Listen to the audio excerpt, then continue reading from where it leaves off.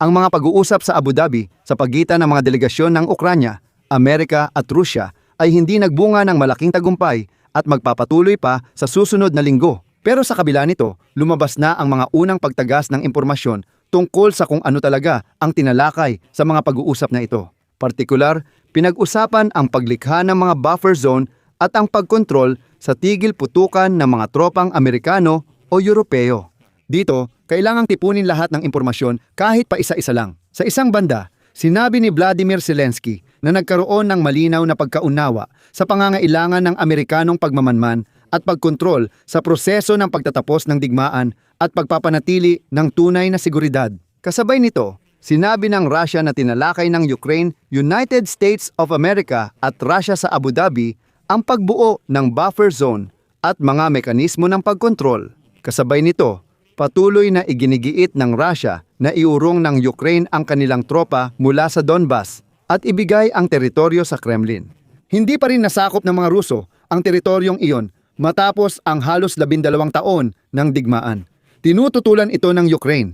Kasabay nito, nagpakalat ang Russian Z military correspondents ng balitang pumapayag ang Russia sa reparations, pagpapanumbalik ng enerhiya sa Ukraine sa sarili nilang gastos, at pagbibigay ng murang gas matapos ang kasunduang pangkapayapaan. Isa pa itong patibong mula sa Kremlin na maaaring mukhang katanggap-tanggap sa White House. Ngunit sa pagitan ng negosasyon, malawakang umatake ang Russia sa Ukraine gamit ang missile at drone. Si Lukashenko ay biglang nag-anunsyo ng pagsusuri sa kahandaan ng militar ng Belarus. At mula Enero 16 ay nagpapakita ng lakas militar. Magbuod tayo ng mga nangyari sa Abu Dhabi at ayusin ang lahat ng detalye. Ako si Alexi Pichi. Talakayin natin ang paksang ito. Pero bago magsimula, paki-subscribe, like at mag-iwan ng komento sa episode na ito. Mahalaga ito sa pagpapalaganap ng content sa YouTube. Salamat kung gagawin ninyo ito at mag-subscribe sa aking Telegram channel, Pichi News. Ang link nito ay nasa description ng video na ito. At doon kami naglalathala ng mga balitang agad naming natatanggap. Ayon sa panig ng Amerika, naging positibo at konstruktibo ang tatlong panig na pag-uusap ng Estados Unidos, Russia at Ukraine sa Abu Dhabi, pero walang detalyeng ibinigay. Alam na sina Steven Witkoff at Jared Kushner, mga tagapayo ni Pangulong Trump, ay gustong bawasan ang hindi pagkakaunawaan sa issue ng teritorial na kontrol sa silangan ng Ukraine. Naganap ang pag-uusap kasabay ng bagong malawakang pag-atake ng missile at drone ng Russia sa Kyiv at iba pang lungsod noong gabi. Sinabi ni Pangulong Volodymyr Zelensky ng Ukraine na nagpakawala ang mga sundalong Ruso ng 370 attack drones at 21 uri ng missile. At dito, isiniwalat ng ahensyang Axios ang isang hindi inaasahang detalye ng mga pag-uusap na ito. Ito ang tinutukoy ko sa mga naunang episode, mga unang direktang pag-uusap. Heto ang CP. Nagsimula ang pag-uusap noong Biyernes at nagpatuloy noong Sabado. Sa magkasanib na pagpupulong ng mga Amerikanong tagapamagitan at mga negosyador mula sa Rusya at Ukraine, pati na rin sa direktang pagpupulong ng mga Ruso at Ukrainyano nang wala ang mga Amerikano. Ibig sabihin, nagkaroon ng direktang negosasyon sa mga Ruso, malamang kina Budanov at Kostyukov. Pero ano ang kanilang tinalakay? At ito ang pinakakapanapanabik. Linawin natin ang sitwasyon sa mga negosasyong ito. Sabi nila, bantayan ang mga kamay. Sinabi ni Pangulong Volodymyr Zelensky ng Ukraine na may natanggap siyang ulat mula sa delegasyon tungkol sa mga resulta. At agad niyang napansin na sa tatluhang negosasyon ay may mga sundalo at mula pa sa tatlong panig. Sabi ni Zelensky, tinalakay sa tatluhang pagpupulong ang mga paraan para wakasan ang digmaan. At tandaan ninyo sa inyong isipan na may mga sundalo mula sa tatlong panig at sa mga susunod pa. Pinahahalagahan ko ang pagkilala sa pangangailangan ng Amerikanong pagmamanman at kontrol sa pagtatapos ng digmaan at pagpapanatili ng seguridad. Sinabi ni Zelensky na tinalakay ng Estados Unidos ang mga paraan ng pag-aproba sa pagtatapos ng digmaan at ang mga kinakailangang kondisyon sa seguridad. Ano ang sabi ng mga Ruso tungkol dito? Ayon sa Kremlin, tinalakay ng Ukraine, Estados Unidos at Russia ang pagbuo ng buffer zones at mga mekanismo ng kontrol.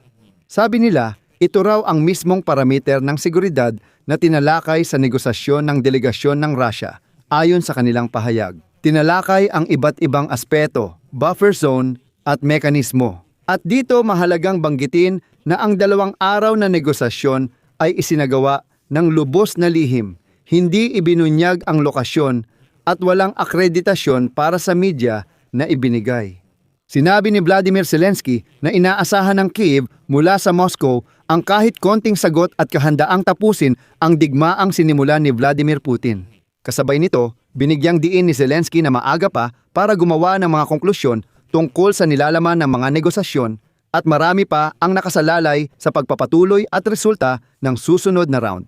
Ibig sabihin, gaya ng sinasabi, ngayon ay umuwi na ang lahat ng panig sa kanilang mga kabisera upang iparating doon ang impormasyon sa mga namumuno at pag-usapan kung ano ang susunod na gagawin.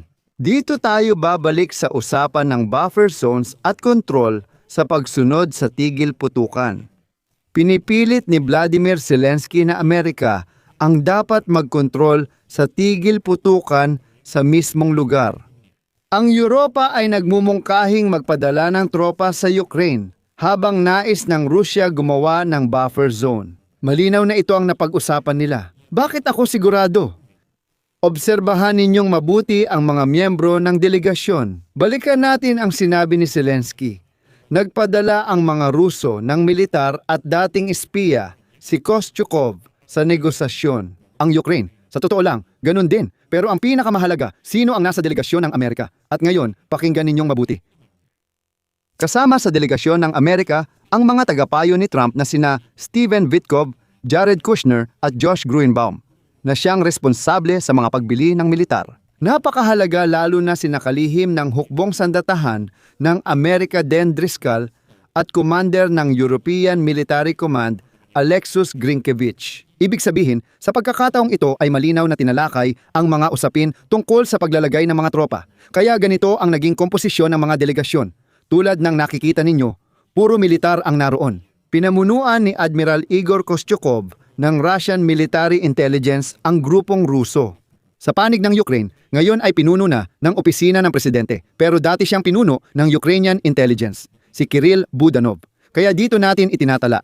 Ang Russia ay nagsasalita tungkol sa mga buffer zone. Sinabi ni Zelensky na lubos niyang pinahahalagahan ang kahandaang ng Estados Unidos na magsagawa ng pagmamanman at pangangasiwa sa proseso ng pagtigil ng digmaan at pagtiyak ng tunay na seguridad. Ang mga Amerikano ay nagpapadala ng komander ng hukbo sa negosasyon. Ngunit dapat aminin na walang malaking tagumpay sa pag-uusap.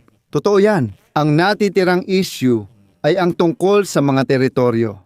Hiniling ni Putin na paalisin ang mga tropang Ukrainyano mula sa mga teritoryo ng Donbas na hindi nasakop ng mga mananakop na Ruso sa loob ng 12 taon ng digmaan. Tutol ang Ukraine dito, pero ano nga ba ang aasahan sa negosasyon kung sa pagitan ng mga pag-uusap, ano ang ginagawa ng Russia? Nagpakawala ang Russia ng 300 at 76 drone at misil sa Ukraine, kabilang ang Ka-22 at Zircon. Sinasabi ng mga Ruso na kung hindi papayag ang Ukraine sa kompromiso, dadagdagan nila ang pag-atake sa enerhiya ng sibilyan para pilitin ang Ukraine na pumayag.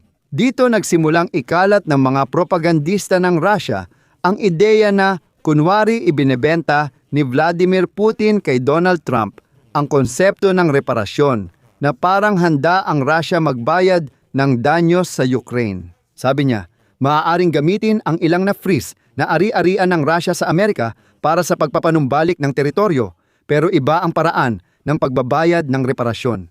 Naniniwala akong ibinenta ng kinatawan ni Putin na si Kirill Dmitriev ang ideyang ito sa team ni Donald dahil nabanggit na rin ito ni Donald dati.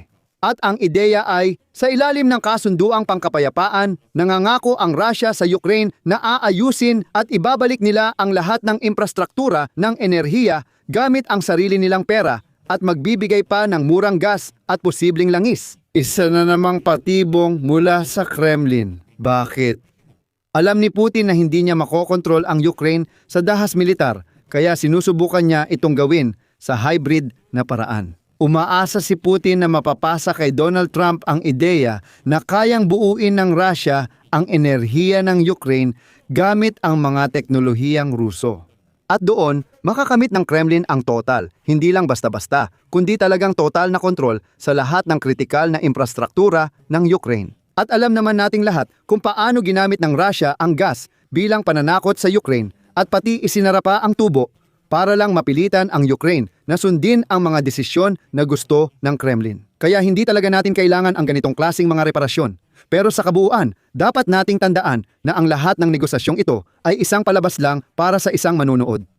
Sinusubukan ng Ukraine na ipakita sa administrasyon ni Donald Trump kung sino ang kalaban sa digmaan, habang ipinapakita rin ang pagiging bukas sa kasunduan. At kahit ang mga pag-atake ng mga Ruso sa sektor ng enerhiya habang may negosasyon, ito rin ay patunay na ayaw talagang tapusin ng Russia ang digmaan. Pero ang irony dito, ginagamit ng Russia ang kawalan ng linaw at ang kawalan ng linaw ni Donald Trump para subukang gawin din ang parehong bagay na kumbinsihin siya na ang Ukraine ang hindi marunong makipagkasundo. Inalok daw sila ng enerhiya, pero ayaw pa rin nilang ibigay ang Donbas. Isang taon na itong tumatagal habang patuloy ang pagsalakay ng Russia sa Ukraine at si Trump ay nagpapahayag lang ng paghanga sa katatagan ng mga Ukrainian. Dito ko tatapusin mga kaibigan. Ibahagi ang inyong opinyon sa comments, mag-subscribe, pindutin ang kampanilya at mag-like. Kung gusto ninyong suportahan ang channel na ito sa YouTube, maaari ninyong gawin ito sa pamamagitan ng anumang donasyon o bayad na subscription gamit ang mga link at detalye. Sa video description, nakasaad na suportahan ang channel ni Alexi Pechi at pumili ng komportableng format. Magpapasalamat ako sa kahit anong suporta ninyo. Hanggang dito na lang, ingatan ninyo ang inyong sarili. Paalam sa lahat.